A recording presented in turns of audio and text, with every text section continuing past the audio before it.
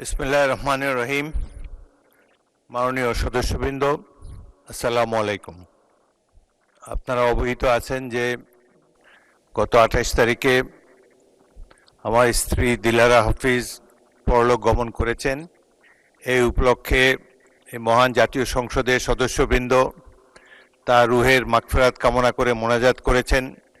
সেজন্য আমি আপনাদের সকলের কাছে অত্যন্ত কৃতজ্ঞ এবং আপনাদেরকে আন্তরিক ধন্যবাদ জানাচ্ছি। দিনের কার্যসূচি অনুযায়ী আমাদের এখনকার কার্যক্রম প্রশ্ন জিজ্ঞাসা এবং উত্তর। আমি প্রথম প্রশ্ন আহ্বান করছি মোহাম্মদ শামীম কায়সার, গাইবান্ধা 4। আপনি দয়া করে প্রশ্ন উত্থাপন করুন। 200-র বেশি সার্ভিস ও ফিচারে লেনদেনের সব বিকাশ অ্যাপে সম্ভব।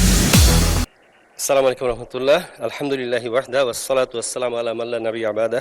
মাননীয় স্পিকার, আপনাকে ধন্যবাদ। সেই সাথে আল্লাহুম্মা আগফির লাহা ওয়া সাব্বিতহা, আমরা দোয়া করছি আল্লাহ রাব্বুল আলামিন জনাবা দিলারা হাফিজকে জান্নাতের উচ্চ মাকাম দান করুন, আমিন, এবং আপনাকে এই শোক সহ্য করার তৌফিক দান করুন, আমিন।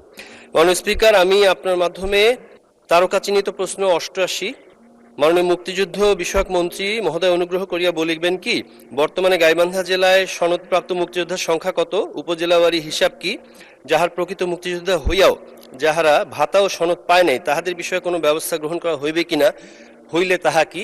এই প্রশ্নটি উত্থাপন করিলাম। মাননীয় স্পিকার, আপনাকে ধন্যবাদ। মাননীয় মন্ত্রী, মুক্তিযুদ্ধ বিষয়ক মন্ত্রণালয়ের দায়িত্বপ্রাপ্ত মন্ত্রী। বিসমিল্লাহির রহমানির রহিম। মাননীয় স্পিকার, আপনাকে ধন্যবাদ। মাননীয় স্পিকার, আজকে এই সংসদে আমি প্রথম কথা বলছি এবং একজন সংসদ সদস্য হিসেবে প্রথমবারের মতো এই সংসদে কথা বলছি। মাননীয় স্পিকার, এই সংসদে আসার আগ্রহ, স্বপ্ন, গণতন্ত্রের স্বপ্ন, দেশপ্রেমের স্বপ্ন যিনি আমাকে দেখিয়েছিলেন, আমার সেই প্রিয় নেতা, মহান মুক্তিযুদ্ধের মহান ঘোষক মাননীয় মন্ত্রী,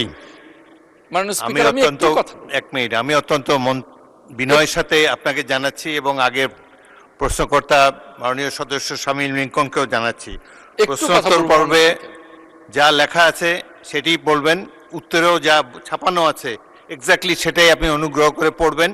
পরে সম্পর্কের সময় আপনারা কিছু বাড়তি কথা বলতে পারেন। এখন যেটি উত্তর হিসাবে ছাপা হয়েছে সেটি অনুগ্রহ করে পড়েন।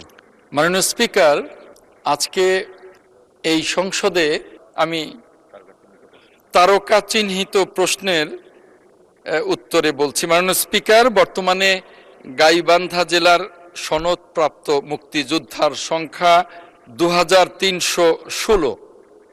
যেমন গাইবান্ধা সদরে 438, গোবিন্দগঞ্জে 271, পলাশবাড়ি 176, ফুলছড়ি 327, সাগাদা 635, সাদুল্লাপুর 194, সুন্দরগঞ্জ 275, মোট 2316।